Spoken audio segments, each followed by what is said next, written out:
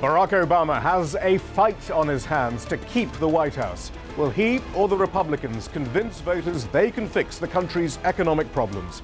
You're watching Inside Story US 2012 from Washington.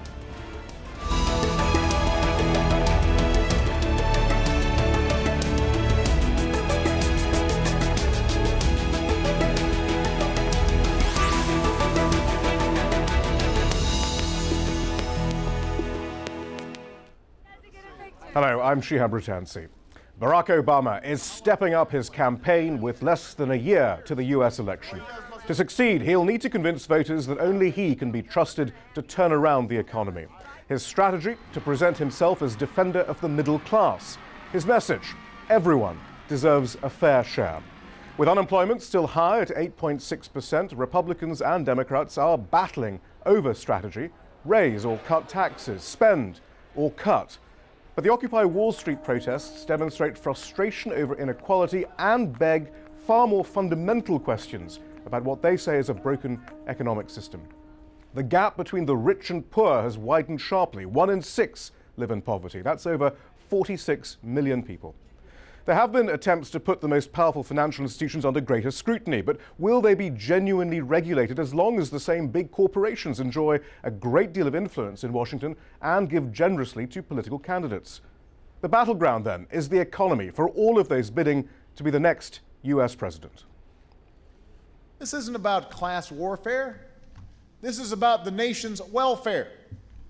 It's about making choices that benefit not just the people who've done fantastically well over the last few decades, but that benefits the middle class and those fighting to get into the middle class and the economy as a whole. To make sure that the promises we make in Social Security, Medicaid, and Medicare are promises we can keep.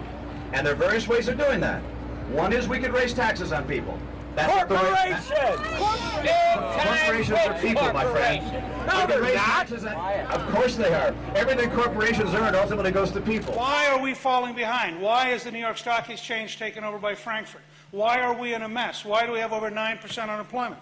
Well, the Obama administration is anti-jobs, anti-small business, anti-manufacturing, pro-trial lawyer, pro-bureaucrat, pro-deficit spending, and pro-high taxes. What do you think is going to happen? So, what are the 2012 candidates actually offering to fix the US economy? Will they address the deeper problems within the economic system? I'm joined from San Francisco by Tim Dickinson, the political correspondent for Rolling Stone magazine. He recently wrote a piece called "How the GOP Became the Party of the Rich," referring to the Republican Party. Here in the studio, we're joined by economist Mark Calabria from the Cato Institute, a libertarian think tank here in Washington, D.C., and US historian and journalist Rick Perlstein, author of the book Nixonland: The Rise of a President and the Fracturing of America. So it's become a truism, then, that this election will be fought on the economy. What we want to answer, I suppose, is from what we've heard, whether any of the candidates, including the president, have significant proposals which they are offering the electorate. And before we get on to that, we wanted to remind our audience about the state of the economy, specifically inequality, which is at an all-time high according to the government's own numbers released in October. They studied the income rises over a period of nearly 30 years, from 1979 to 2007. And the highest earning 1% of the US population saw their incomes grow by 275%. Income for the bottom 20% of the population, by comparison, has grown just 18%. The report also says wealth is more concentrated, those at the top seeing their share of overall income more than double, while for those at the bottom, their share has actually shrunk compared with 30 years ago. Tim Dickinson, then, are we to believe the president, though, when he says now he's got the message, he will act boldly, even though his critics say he simply hasn't over the last 3 years?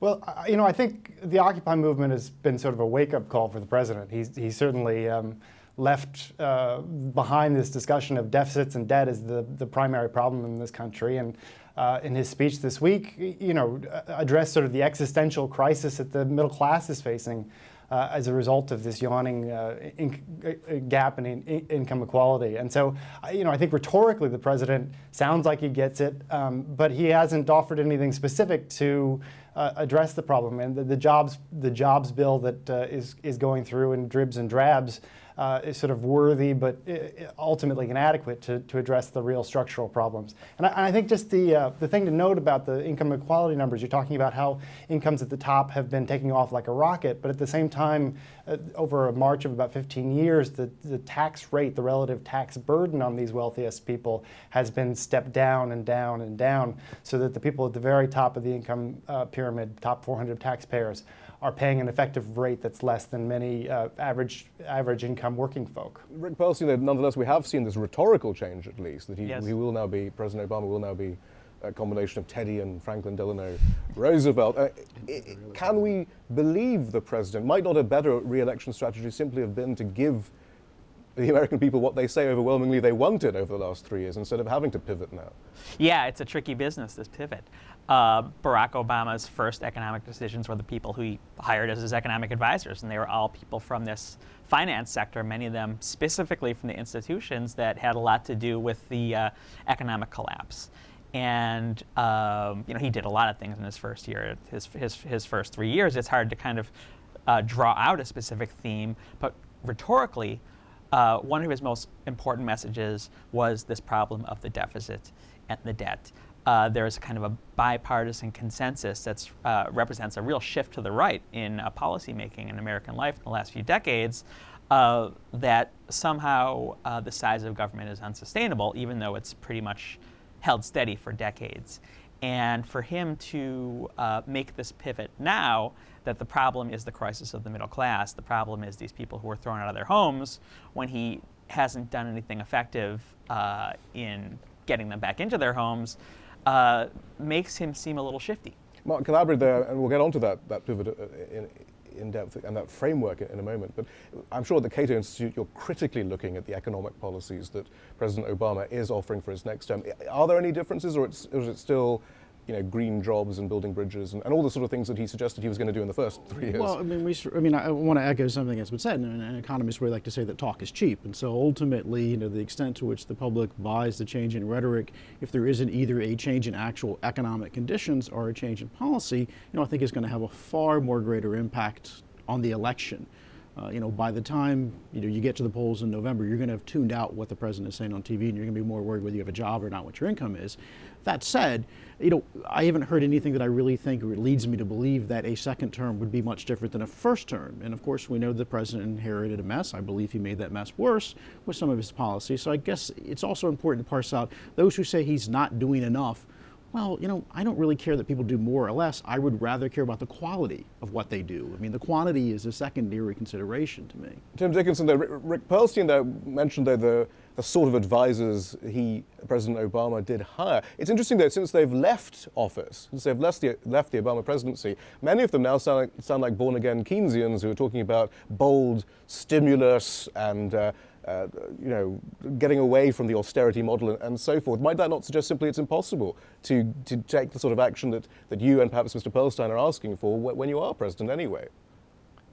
But you have to be realistic about what's possible in this current Senate. You have a 60-vote threshold, a supermajority, and Democrats no longer hold that critical number of seats in the Senate. So the capacity for the president, no matter what he's asking for, to actually achieve change is going to be roadblocked by folks like Mitch McConnell, who are serving the interests of the 1%.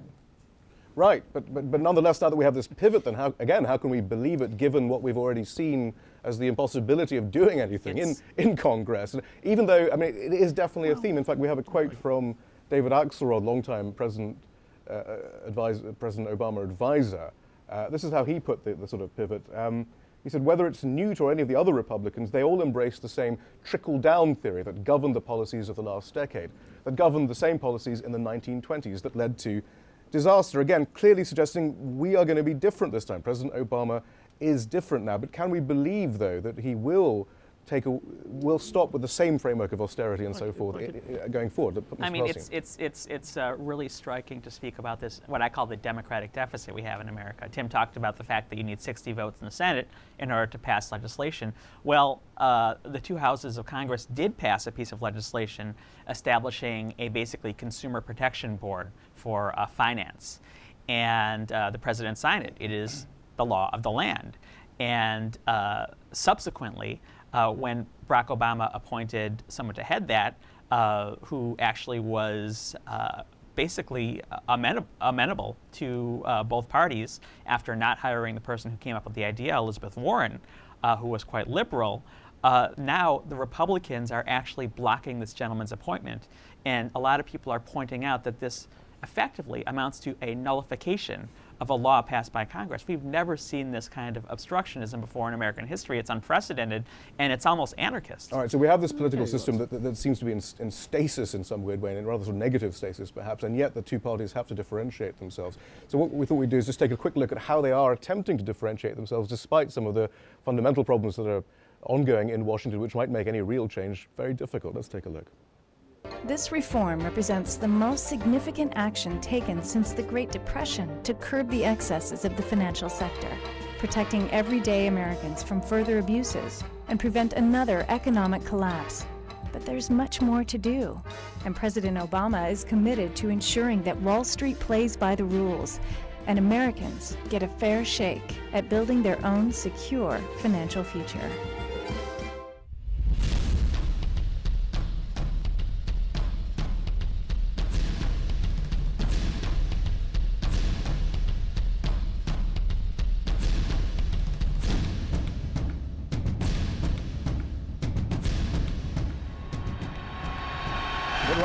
Governor Romney. A visionary who predicted the financial crisis. A leader with a plan to solve it. The Paul plan? Balance the budget. Cut $1 trillion year one. Eliminate 5 federal bureaucracies. End the foreign wars and nation building. Rein in the Federal Reserve. Pay down the debt. Cut taxes to create jobs. Ron Paul. A plan to restore America now. Mark Calabria, though, I suppose in trying to differentiate their positions, though, at least President Obama is attempting to empathize with those really suffering, the unemployed, the middle class, and so forth. But the Republicans, though, I mean, do they really believe that it's the job creators who are suffering, having been strangled by too much regulation, and that is the fundamental problem? Well, first, before I turn to that, I do want to mention, since Rick brought it up, what the Republicans are asking for in terms of the new Consumer Financial Agency are to have it run by a board and be in appropriations, which are actually in the bill that was introduced by the late Senator Kennedy, which was in the proposal that Elizabeth Warren originally put forward. I would disagree with the fact that he's described as a nullification, because all of the bank powers that exist in the bank regulators that go to the agency are being carried out in our acting. The only thing that doesn't get carried out are the non-bank powers, things like payday lenders and check cashers, and whatever you think about those entities, they did not cause the that's financial probably crisis. one for a future program where we have half an hour. But what about then the Republicans? But I think there is a sense of, how do we bring back, how do we strain the government? How do we encourage job creation with the sense of that job creation? Even the president has said the job creation's got to come from the private sector. So again, I think that there are different modes and different attempts at how you're going to try to get at this. Now, for the most part, I expect most of the Republican candidates to essentially kind of be vague, and of course any challenger, because again, this is a threshold question in that I think the American public are going to first ask themselves, do we want to keep Barack Obama or not? And if they're not, then I think you just need to meet a basic level of economic literacy. It's interesting, you would expect them to be vague, but Tim Dickinson actually, and you've gone through some of the policies that are on offer, they haven't been actually that vague. There are quite some pretty specific proposals on the table. They're very explicit about running towards the problem that we're currently experiencing. I mean, Newt Gingrich wants to give millionaires and billionaires a $760,000 tax cut at a moment when we have 1 in 45 American children who are homeless. I mean, this is just there's just no doubt about where the priorities lie here, and this, this idea that lower taxes lead to explosive job growth and the rest of it. I mean, right now we have the conditions that Republicans say are conducive to massive growth and even revenue growth. Our tax burden is as low as it's been. Our tax is low as it's been since the eve of the Korean been as low as it's been since the eve of the Korean War. So where are the jobs? We have massive deficit, Keynesian deficit spending. Where are the jobs? I mean, so this is a Keynesian experiment. We had massive Keynesian. I mean, Chamber of Commerce Keynesian tax cuts that were surplus. I mean, if you read deficit finance tax cuts in 2003 you should do that tax cuts. Brad DeLong at UC Berkeley has gone as far to say, and I think there's a pat on the back for being honest about it, he said anything that increases the deficit today is stimulative. And that's been his position. And I think if you read Keynes, and you look at what Keynesian says, it says you cut taxes in times of recession. That is Keynes 101. I'm not sure why the left picks and chooses Keynes when they like it when it doesn't. There are very different kinds of tax cuts. Right, and it begs the question, why were taxes cut in 2003 when we weren't in recession and the economy didn't need a stimulus, but yet Glenn Hubbard designed a stimulative the point is tax cuts have gone, we've cut taxes for basically investment. We've not cut taxes for actually the income that people make from working. And it's a real moral problem with the Republican But it was interesting, argument. though, Mark Calabria, you said, though, that the fundamental framework is the same, once again, between the Democrats and the Republicans, that jobs should come from the private sector. Why should they come from the private sector? Why is that now, then, the accepted logic, given the experience of the 30s and 40s and so forth, when there was a works progress administration, which even Ronald Reagan has talked fondly about and so forth? I'm going to disagree why that I think massive government spending worked in the 30s. The 30s sucked. That wasn't a success by any stretch of the imagination. Unemployment just went down and down and down until Franklin Roosevelt made a 180 on his very Keynesian policies. By raising capital gains taxes in 36, 37. They had massive tax increases, as did Hoover. Let's be clear, Hoover tripled taxes. During that time, you saw massive increase in government spending. Let's go back to there. basics So let's here. not try to Between rewrite 1945, the end of World War II, and the early 1970s, the average income of Americans doubled. This is the kind of rise in prosperity for ordinary people that the world had never seen. The first mass middle class. Right, so this coincided with a growth in government and a fair and progressive tax system. And yet the system. Democrats themselves are too frightened to even put that really explicitly on the table. It's So extraordinary. Again, it's that general sense of consensus. I think this is a really important point. If I can jump in, I think this is an important point. Is that you see with the Occupy protest movement, people who aren't gravitating towards Democrats, people who are saying, both parties, you're not listening. The solutions that you're offering are laughable, frankly. That we have an existential crisis going on in this country that needs fixing, and so, I mean, there's a pox on both your parties. There's never been a more popular policy proposal in American politics than raising taxes on millionaires. And what's been so interesting, though, is this attempt then to co-opt the sort of energy we're seeing in the streets by both parties. At least for President Obama to attempt to co-opt it on behalf of the Democrats, along with his union backers. For Ron Paul, perhaps on the Republican side, to try and co-opt it, and for the rest of the Republicans simply to fear what's happening. We do actually have some advice, though, given from a key Republican pollster who actually was talking about how unsettled the Republicans were. The Republicans up to this point have ridiculed Occupy Wall Street in the main, but however, there was a very revealing conference where Frank Luntz, who's been a prominent pollster for some time, gave some really frank advice. He said he was frightened to death of the Occupy Wall Street movement's influence, and he's advising candidates to choose their words carefully. His advice: don't mention capitalism, he says. Most Americans now think it's immoral, and Republicans shouldn't be seen as defenders of Wall Street. Instead, use the term economic freedom. Republicans won't win, he said, if they mention the middle class. He says, talk about, quote, hard-working taxpayers.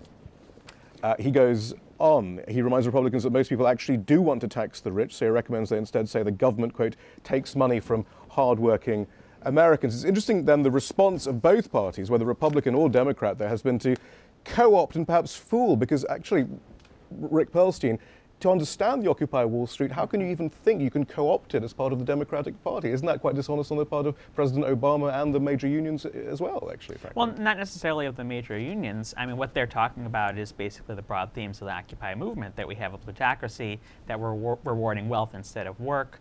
The very fact that someone like Frank Luntz, who's kind of like the George Orwell of the Republican Party, says we need to distract people from the fact that the Republican agenda actually does favor big banks and investors.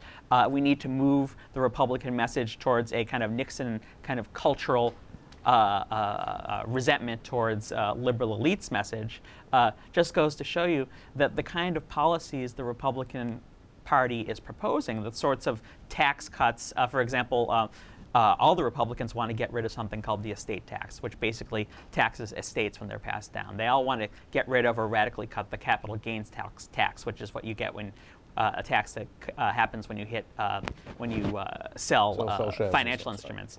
These things cannot survive in the plain light of day. So what people like Frank Luntz are saying is we need to shift the argument to somehow the fact that these liberals who are making these arguments are culturally foreign to you, that they're aliens. This very traditional Nixon-land style argument. And actually, there was that quote from Grover Norquist, which Tim Dickinson actually used in his article in Rolling Stone. But I want to put it to Mark Calabria. It was Grover Norquist, who's this legendary anti-taxation figure in Washington who has a huge hold of the Republican Party, sort of rubbing his hands at the prospect of Occupy Wall Street, saying the hippies elected Nixon, Occupy Wall Street will beat Obama. Is that really a Republican strategy, you think? Despite what we heard from Frank Luntz? Not associated with the Republican Party, don't work with the Republican Party, so I couldn't speak to them. I do think both parties are taking the sort of let's divide and conquer. I think both parties basically have a 51% strategy. I'm going to divide, and that's why, why Cato doesn't endorse candidates and I don't endorse candidates. I prefer people like Ron Paul, who have spoke truth to power their entire career,